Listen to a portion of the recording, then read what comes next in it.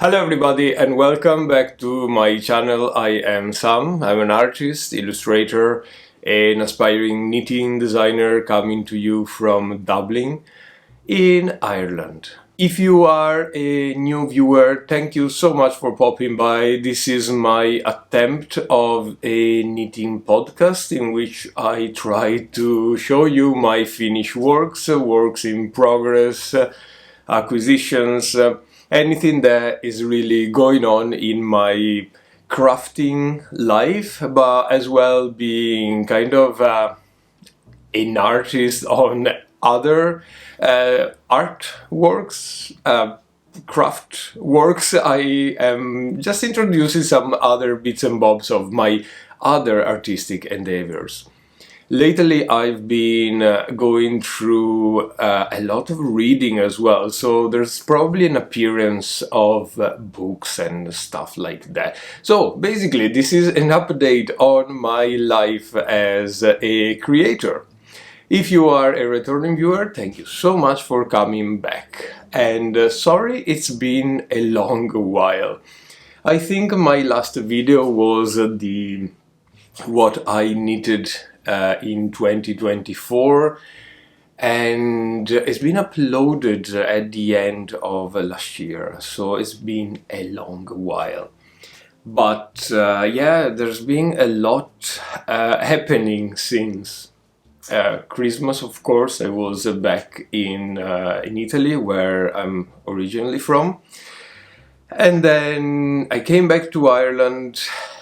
The storm Aran battered the country. Was the worst storm hurricane that Ireland have seen probably forever.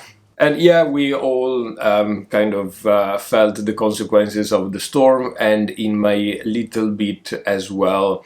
The fence of my garden decided to take a walk, and I found it down the road. It was a very old fence and it needed a replacement. But on the day of the storm, I was due to fly out to Italy again for a ski trip with a few friends. The plane was at 6 in the evening. I was trying to, I don't know, put back the fence and get it to stay there for the foreseeable a couple of weeks at least, without creating any trouble. So finding all the pieces of the fence around the neighbor was just comic. All of this while it was battering with wind and rain and everything that could happen. I've seen my neighbor jumping into the car and try to drive the car away from falling trees. It was ridiculous. Now I'm laughing about it, of myself out there basically in a t-shirt collecting pieces of fence with an electric drill just to try and put it back together. Chaos. Anyway, I was 100% sure we wouldn't fly the same day of this storm happening, but by 2 o'clock everything was peaceful and there was a nice little sun out in the sky, so I eventually managed to fly, and I was back in Italy for a week. Went back to my hometown in the Dolomites, the mountains that are surrounding Venice, basically. And then ended up for the last weekend in Venice city, which was absolutely brilliant. A lot of ski, a lot of snow, a lot of fun, a lot of beer, a lot of wine, very good traditional music. It was just a well-needed break.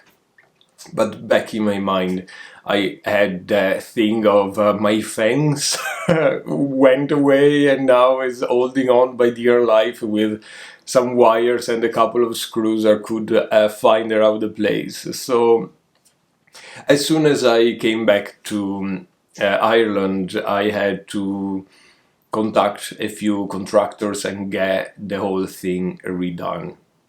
Now, my garden is not big, it's probably 10-15 meters wide. It's kind of a strip. I'm looking there because it's actually down there. Kind of a strip outside, more a patio than a garden per se. So I thought I could do that myself, and Bob's your uncle. But because the block is managed by a management company, you need to be very careful what you do yourself. So I had to engage with a company that does that professionally.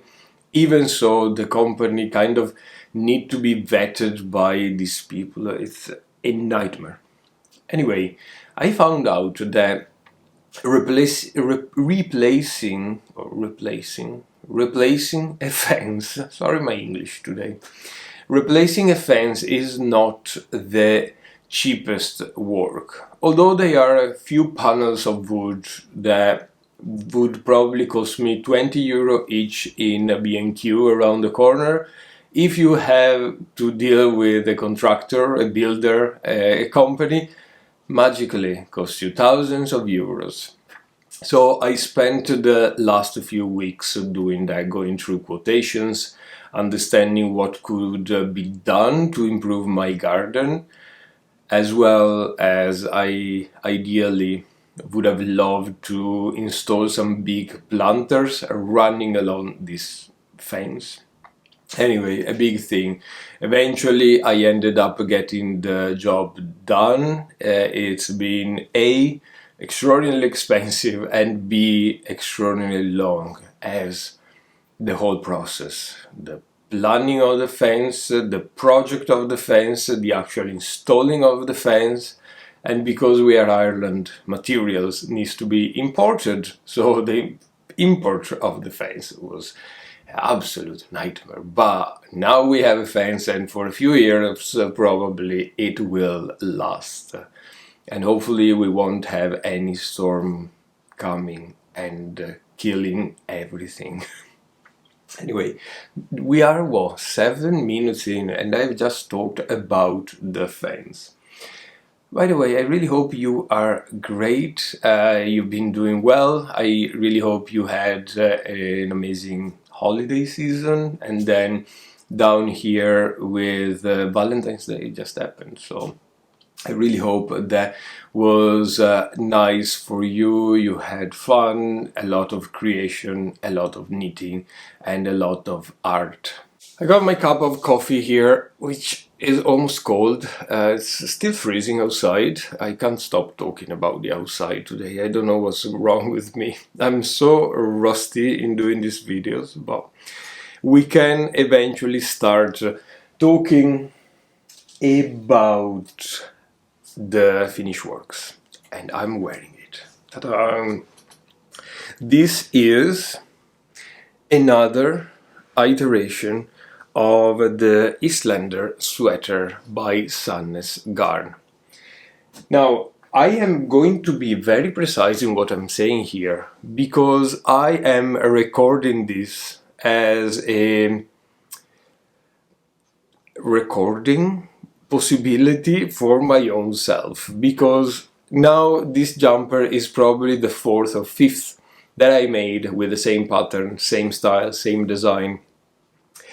And each and every single time I go back to make this pattern, I don't remember needle sizes, I don't remember yarn weight, amount of yarn that I needed to do that. I don't remember anything, modification, nothing. So I know that for the life of me, not able to keep up with the Ravelry. I upload a picture and that basically it is a bit too cumbersome for my liking. And I like to spend my time doing other things like knitting or replacing fences rather than uploading informations on Ravelry. So telling you the information is basically telling myself what I have been doing for this, and then I can go back to this video eventually and find all the informations. So starting from, what is this? This comes from this booklet here from Sandnes Garn, which is Tema 72. And the pattern that I actually made, I can't show you the pattern here. I'm trying to figure out if we have a photo at all. We do not have a photo, but you can tell it's in the cover. This booklet gives you patterns both for men and for women with a couple of yarn weight. I decided to make the pattern for women in this case, and I went for the very first size. A couple of things. The first size recommends a measure of 93 centimeters in bust with some positive ease.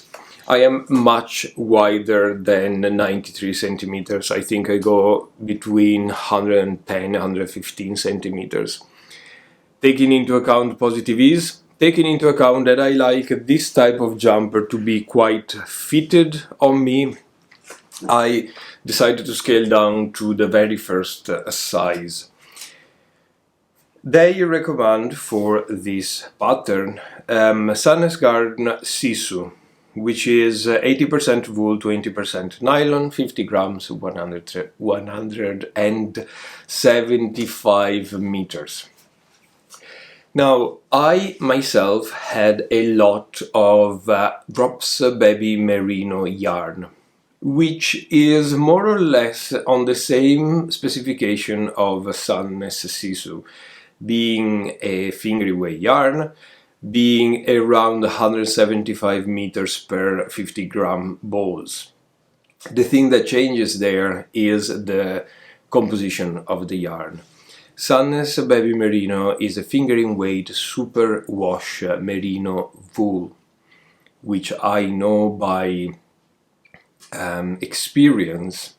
It's a very thin yarn and really elastic. When you wash it a couple of times, it tends to sag a little bit. Not as bad as a DK superwash yarn, a DK superwash merino, they sag a lot. Baby merino, being the twist on the yarn, being the fact that you knit it at a very tight gauge or tighter gauge, it doesn't tend to sag a lot, which is something I really like, because I do love the feeling of merino superwash wool on my skin. I'm wearing this with bare arms. I have like a tank top on below, underneath this, and it doesn't itch at all. It's like wearing a sweatshirt.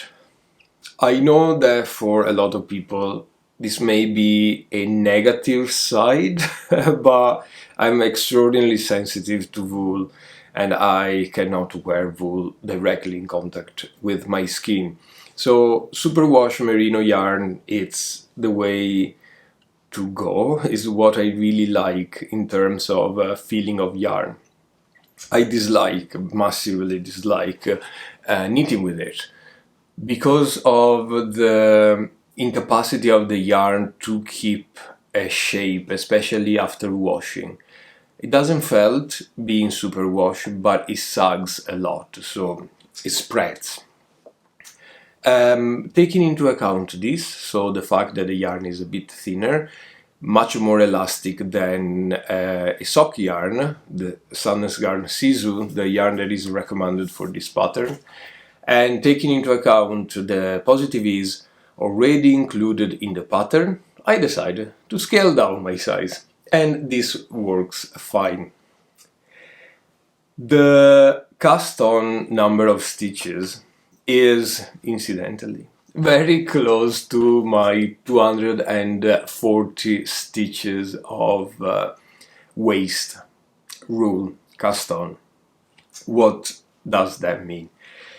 I know that if I'm knitting with a fingering weight yarn, bottom up or top down, doesn't really matter. I know that my size in terms of bust circumference is correct considering my personal gauge if I have around 240 to 260 stitches at the bottom of my waist. The first size of this jumper sets exactly between these parameters. So that was another point that made me think, right, we are on the right side, let's go with this. Now we talk about yarn, we talk about gauge. We are talking about needles now. I use a combination of 2.5 millimeters for the ribbing and 3 millimeters for the work. This is a full-on color work, as I like to say. You can tell there is this motivo color work repeating all over the jumper, which works works fine to me. I like a bit of color work, you know myself. So I'm really pleased with this. I think the raglan decreases are amazing. It's my classic pattern. I come back to this pattern over and over and over again. I know without fail that it's a nice, good fitting jumper. I had a lot of these drops baby merino in stash. Why not using it? And it turned out to be completely fine. I in the end used about 10 balls of the main yarn plus 3 of the contrasting color. Modifications that I made, the only one is the color. As you can tell, hopefully, the pattern tells you to make a larger collar following the same type of motif that you have on the sleeves. So this big 4 round color changing stripes. I don't like that. I like my collar to be folded inside. So I made one large stripe and 2 very small stripes, and then fold the collar and then knit it down as you go. It's exactly what I really wanted, although with everything that went on during the last couple of weeks, this really took a big step back in my knitting life. By the life of me, couldn't finish this work. It was just a slug to carry. Eventually I sat down a couple of nights, I did the 2 sleeves, and when the 2 sleeves were done it was just a matter of knitting up the yoke, and then took another day. So just very easy, in a couple of days I finished the jumper. Work that I started back in December took me that long amount of time, that much time, because I really wasn't in the motivation for the knitting in such a tight gauge, and not for me at that point in time. But yeah, we are done with this. We're not really getting back into the knitting flow that I was a few months ago for a few things that are happening in my life apart from the fence. I keep saying that. I will tell you all about that in a second. I'm gonna make myself another cup of coffee. I'll leave you to some pictures of the mountains, the skiing in Italy, and then when we're back, we're talking about the next work in progress, or the first work in progress.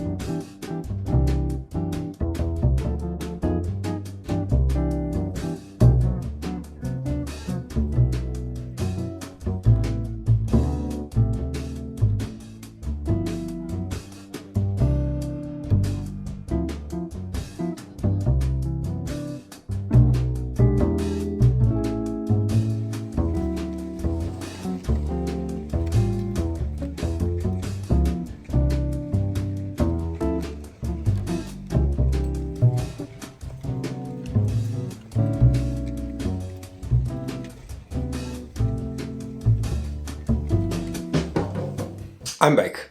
I made another coffee and I actually drank it in a gulp, basically.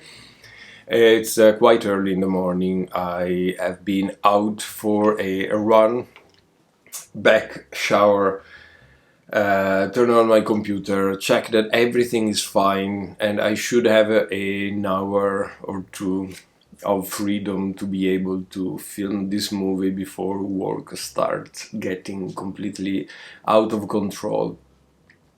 By the way, I really hope you enjoyed those couple of videos that I took up in the mountains. It's always quite refreshing for me to go there, apart from the temperature, which is refreshing, because it's, I don't know, the place in the world where I get all my energy back. It's like, this may sound completely stupid or completely cheesy, but it's like, I don't know, if the fact that my ancestors have been living there forever and ever, there's a part of me in the ground that makes me feel re-energized. Does it make any sense? Do you have the same feeling with a place in the world where you go there, even if you don't live there, and you just can grab all the energy from the soil, the surrounding, the air, and feel so much more, I don't know, complete, energized, better. It's like taking, I don't know, magnesium or vitamin C. Anyway, let's go on with the knitting. We do have a work in progress. I'll show you the pattern, we talk about the pattern, and then I'll show you my progresses. So the pattern is this one. I'm showing you the picture because A, I have it printed out, and B, I don't really wanna edit this video too much. I hope you can see. It's a nice cabled jumper. It's called the Sirena jumper by Cookie the Knitter. This is a Aran style, cable style jumper knitted in the round. So, back from my holidays, I was feeling like knitting a jumper, a cable jumper in the round. That feeling was fed by the fact that I brought with me on holidays the Billy pullover. And you all know I have a few of them already. And so I was like, oh, I really like this pattern. I want another cable jumper. I think it looks well on me. I think it's something that you wear all the time. And I really didn't want to go back to knit another Billy pullover or sweater number 15 or those patterns that I made a lot of times. So I went on Ravelry and I checked on the research bar cable, jumper, knitted in the round. And I got two patterns by Cookie the Knitter. They were knitted in the round cable, the style that I do like. For some reason I cannot knit cable flat. Doesn't work for me. I tried many times, and you well know if you watch these videos, and that religiously never works for me. So in the round it is. And this came up, and it's exactly like a jumper that I've seen in the Aran shop in town the other day. Big diamond design in the front and a few cables going down the back and sides and the shoulders. Moss stitch on the panels at your hips, at the sides and under the arm. I can see already modification needed for this jumper. One being down here, where you kind of want, if you knit a jumper for a man, a little bit of a tighter waist. Or I personally want that on my jumpers. So The fact that we have a panel of moss stitch gives me the possibility of decreasing, going down to the hips and make a little bit of a funnel shape there, which is probably what I will go for. And as well, what else? Under the arm. The sleeves look a bit straight for my liking. I do like, once again, funneling down, more tight sleeves. So that is what is happening here. And this is what I have done so far.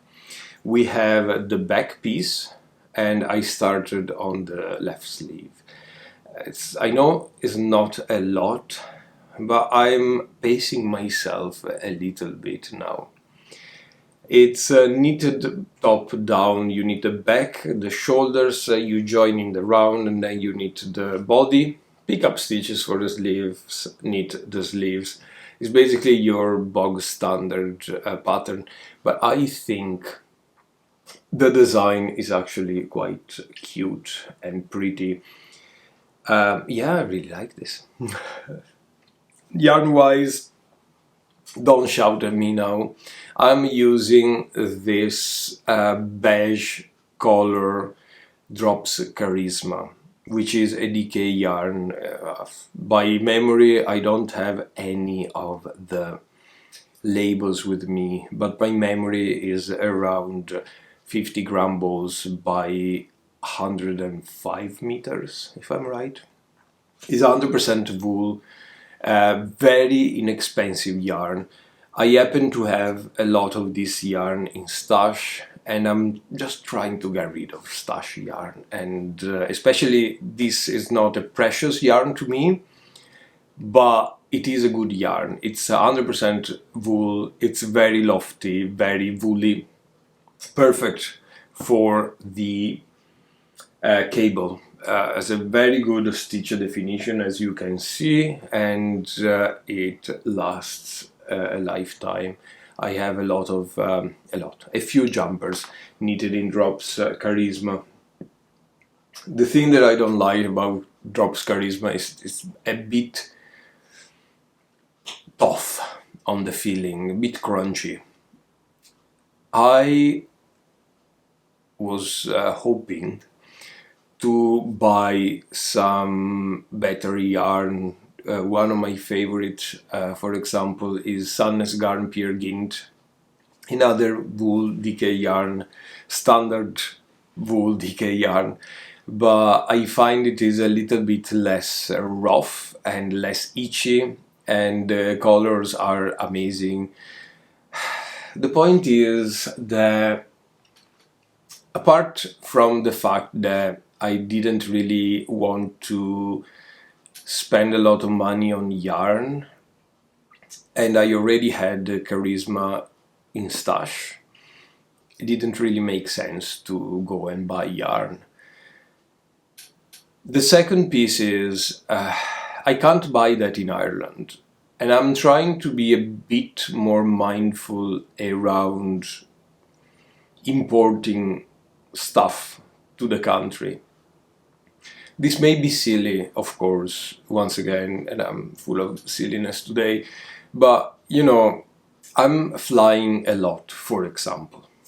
I am flying back home to Italy at least every other month. I am going on holidays, so taking planes. I have a car, so I feel like a lot of responsibilities in terms of pollution, in terms of all these things that I do. I don't really need to move a ship or a plane to get yarn into Ireland, a yarn that is not available in the country. And of course, this thought may be due to the fact that I don't have a penny in my bank account right now, as I had to spend a few €1,000 on a fence, and I probably need. Did the thing just stop when I was complaining? Yes, I'm not going to keep complaining on the lack of income that we are facing at this moment in time. But that to say, I feel like I should consider more Irish yarn or yarn that is already in Ireland, support the community, support the yarn stores around here. This doesn't mean that I don't know, in a month's time, 2 months, 6 months' time, I will buy a huge amount of Peer Gynt coming directly from Norway, but I feel a bit of a responsibility as one of the few knitters in the country that have a YouTube channel to promote a little bit more Irish yarn.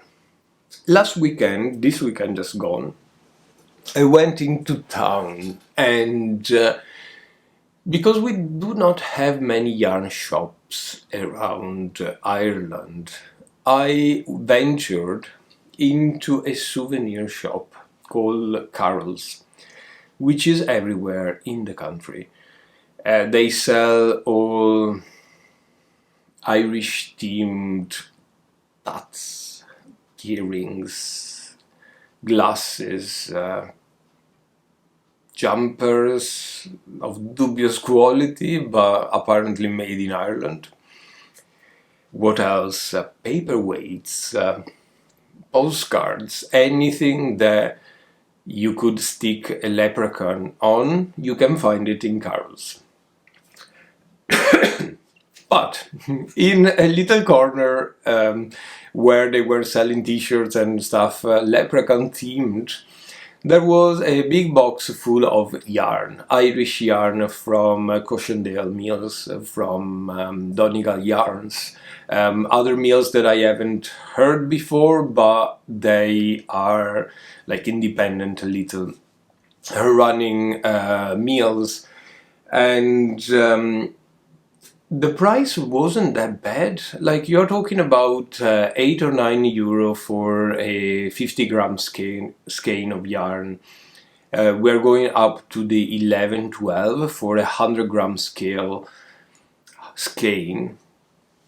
And yeah, I might think actually of looking into that, buying yarn in a souvenir shop. That's new, but if that means supporting a little bit the Irish yarn producing community and as well not spending on importing yarn, that would make a little bit of a difference, I feel. Good. So let's go back to this jumper here. I'm knitting the second size of the jumper. This has 25 centimeters in of positive ease, which is a lot of positive ease. Ergo, I'm keeping my gauge a little bit tighter, and I am going down a size from the size that would fit me. Second size. I really hope to have this done for in or around St. Patrick's Day, which is next month, exactly 1 month. I think we can make it. I am not knitting a lot these days because I am endeavoring in another project, which you can tell by the setting up here. I have this big book open here. And what is this, you would ask? It's so heavy. This is a Latin dictionary. So I am studying or restudying Latin again. This time with the idea of properly studying it. I'm gonna put this back for you. I'll tell you in a second why I have a dictionary out at all times, basically now. When I was in school, in high school, how it works in Italy is you do your primary school, secondary school, until you're like 14 years of age. And then you can decide what field of study to take. There are two big fields: professional schools or technical schools that basically teach you a profession, like to become an accountant, for example, what else? A mechanic, an electrician, stuff like that. And then you have theoretical schools. The main purpose is to prepare you to go to university. There are two big fields. One is classic studies, one is scientific studies. I took the classic study branch of this high school, we call it like that, yeah. And the subjects in classic studies high school is liceo classico, classic high school. The main subjects are Latin, Greek, philosophy, Italian language, literature, that's it, psychology, pedagogy, those type of things. And I remember having an obsession for Latin when I was back in secondary school, before deciding to go to my classic high school. And everybody, my teachers in high school, my parents, always said, "Oh, you can't make it," because I wasn't good as a student in secondary school. I was a kid. I didn't really have a passion for studying, but I was obsessed with Latin for some reason that I can't really tell you about. I don't know. It was a big thing. I really enjoyed the idea of learning Latin. So jumping to the school, there was so much going on in terms of subjects to study. The time and attention that I could dedicate to Latin only was extremely minimal. And then, you grow up, I just did the bare minimum to be okay, to pass every subject, but with not much of an attention of excelling in that or the other subject. Yeah, once again, I was a teenager back then. I didn't know what I wanted. I was obsessed with playing the piano. So in my mind, my idea was just focus on music. You'll become a great pianist. That didn't turn out fine, but then I went to university. I studied law. There's a lot of Latin going on in law, but once again, they are all like Latin principles that are not meant to teach you how to, I don't know, read a book in original language or this or that. Anyway, I got all my books, all the Latin books, including the dictionary, back from my home in Italy, back here to Ireland, and I decided to start religiously studying the language at least an hour a day, every day of the week, apart from Sunday.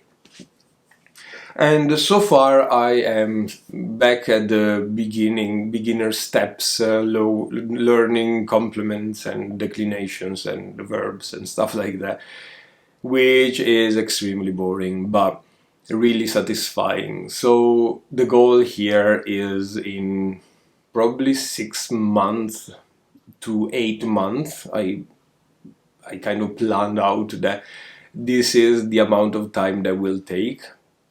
I'll be able to at least go back to the level of understanding and being able to translate from Latin and, of course, from Italian or English back into Latin. The same level that I was when I finished high school, which is not a great level, but at least gives me the possibility of doing some translation and understanding what I'm reading. From that point, I planned another 4 to 6 months of improving the basics and keep my research going on until I'm fluent. So the whole process will take probably a year and a few months. So at this time next year, we should be able to open a book written in Latin and read it. It's it's madness. I don't know if it's anything anybody would be interested in, but it made such a big impact in my life that it's probably worth mentioning. I am really enjoying that hour I spend of discipline, for example, of being able to sit there and think without having anything to disturb me, that I think is really worth it. It's like going to the gym, but for your brain. And when I was in high school, every Latin teacher was saying that the importance of studying Latin is to open your mind. I never understood that. They kept repeating, oh, why is Latin important? Because it opens your mind. Never understood that. For me, it didn't make any sense. Now that I am seriously approaching again the study of the language, it does make a lot of sense because you need a higher level of concentration to be able to put all the pieces of the puzzle together, to be able in the end to translate something, that it really makes sense that Latin is helpful to open your mind, to be able to think at a deeper level. I'm still at the beginner steps of the grammar here, but I already can see the benefit, and that's what makes me go back to that every morning, where I sit down, do my few exercises, listen to a couple of lessons online, and and read. So that is a very good thing that is happening to me. Unfortunately, though, that took out a little bit of my time in terms of knitting, in terms of art, in terms of reading especially, which doesn't mean that I haven't read less or made less art, for example, or knitted less. I just divide the day in a different way, if it does make any sense. Let's talk briefly about books that I read. Last time we check in on books, I was reading The Count of Monte Cristo, and that was a slug. I thoroughly enjoyed it, but it was so long. I mean, Alexandre Dumas talk about this guy, Dantes, what's his name? Edmond Dantes. Basically tells you how many times Dantes go to pee in a day. Like, so boring.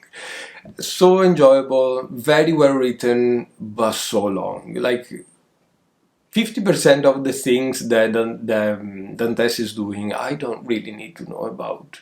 Just tell me what happens, and I'm glad I read it, but long. I want to watch the movie though. That is something I really would like to do.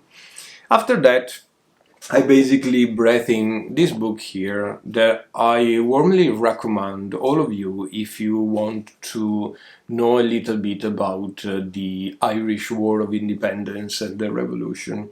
It's called Inside the GPO 1916 at First Account. And this is written by Joe Good. So basically, I can't really spoil this. The Irish Revolution is something that happened. This is an historical account of the revolution, so you probably already know about it. Joe Good is a British guy with Irish parents. Origin is consider himself Irish. He grew up in London. He got somehow into the revolutionary movement there in the UK, and then eventually he fought into the GPO for the first Battle of Independence in 1916, the Easter Rising. Personally, I really didn't know much about it. I knew that it happened, I knew what it meant and what it led to, but I really didn't have a deep understanding of it.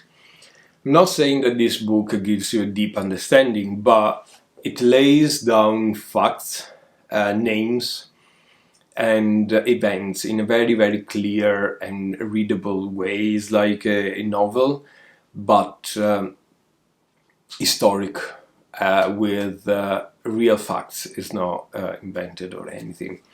And is full of beautiful photos of the revolution as well. I really enjoyed it. If you are interested in knowing a bit more about the revolution without having to read a history book or something boring, this is your best bet. I really enjoyed it. I read it in a few days only. Nowadays, I'm on this, The Cow Book by John Connell. And this is painful. It's very painful. It's really heartwarming as a book. Really beautifully written. It tells the story about the author, John, getting back after a lot of travels into his family's farm and making a deal with his parents to get a sabbatical year, but instead of working, writing his novel. And his parents strike a deal with him and say, okay, you can take a sabbatical year, you can stay here, but you will work in the farm. And so it tells you all the stories about the farm. I say it's painful because it's somehow what is kind of happening to me. I grew up in a farm. I say very closely looking like this guy's farm.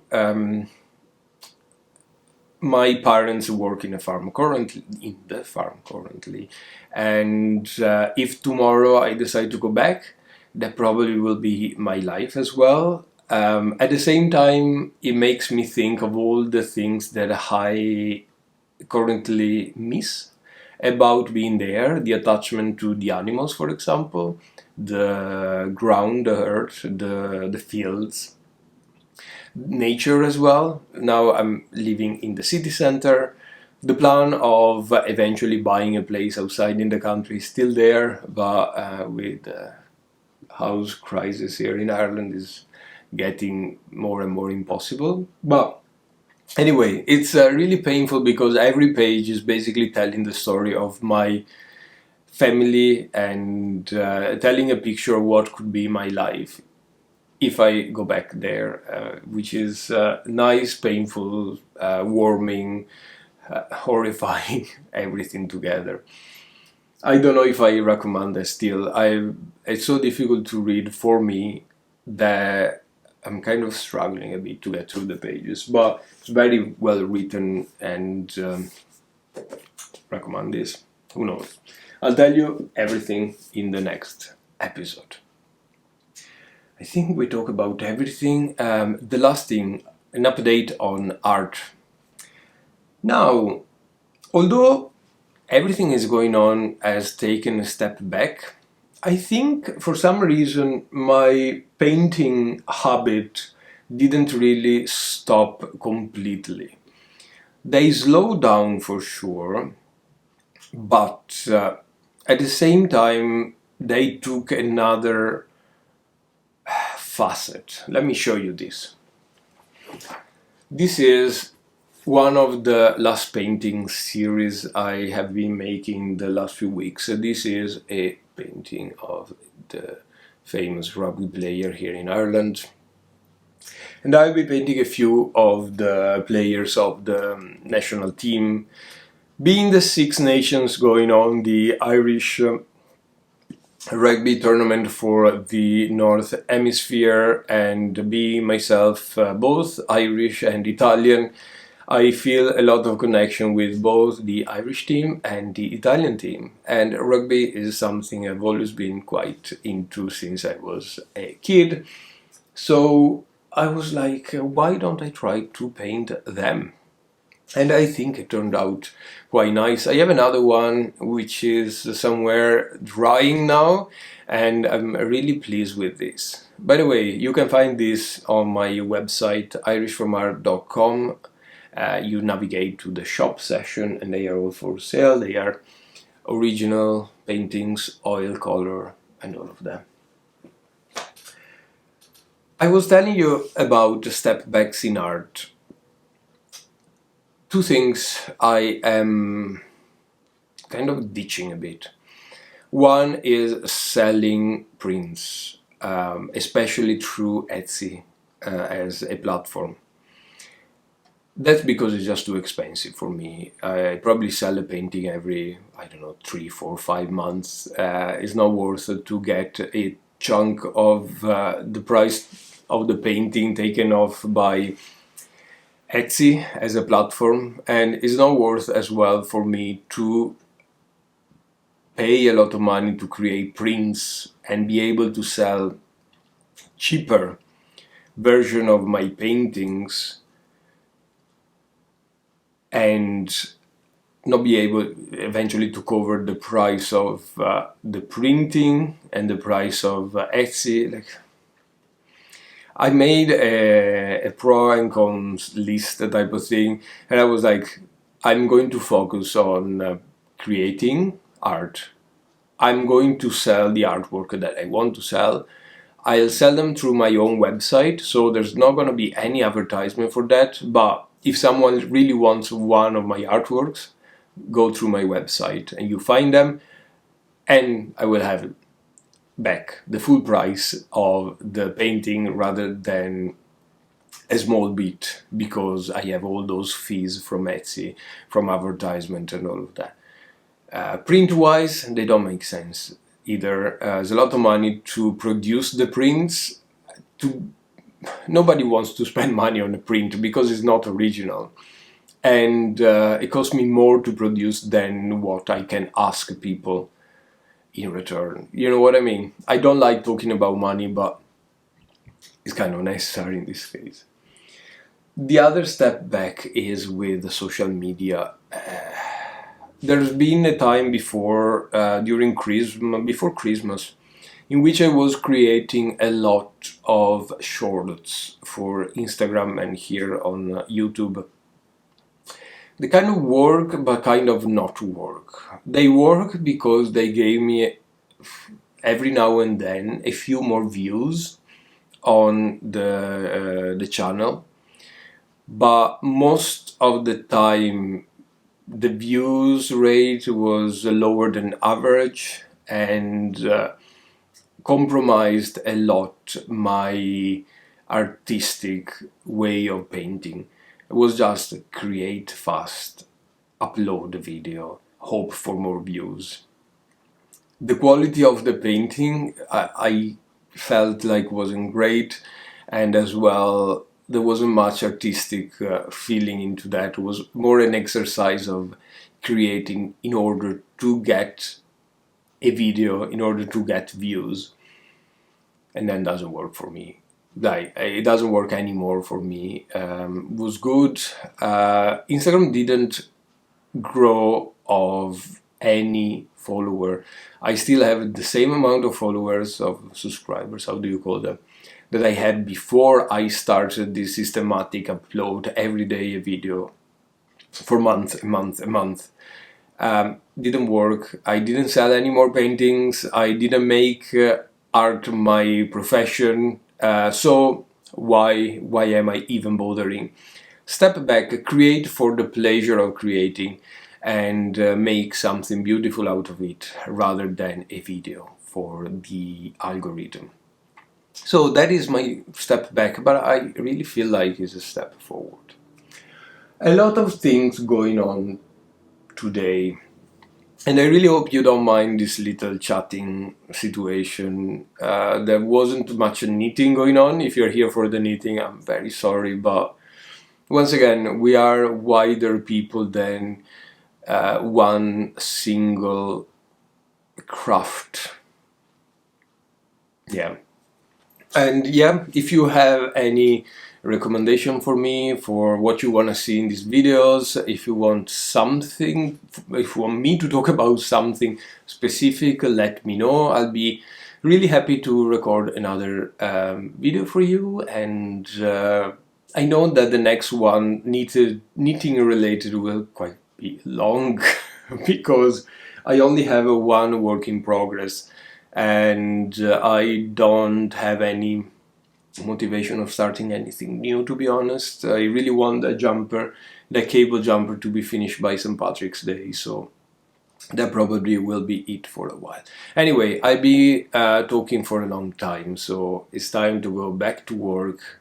Hopefully tonight I will manage to get this video edited and up on the YouTube. For now, that's basically it. I will see you very soon. Once again, don't hesitate to send me a message, a comment here, anything. You can find me on my website, irishfarmart.com, on Ravelry, Instagram, YouTube, anywhere. And that was it. I'll see you very soon. Bye bye.